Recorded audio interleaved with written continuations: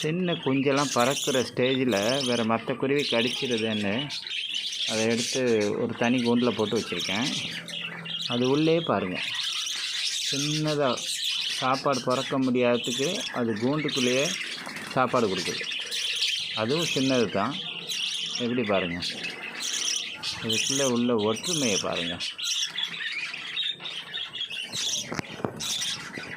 எல்லாமே இது குஞ்சுகள் தான். சக்கையெல்லாம் முளைச்சிருச்சு. அதுக்குள்ளே ஒரு சின்னதுக்கு ஒரு சாப்பாடு கொடுக்குது.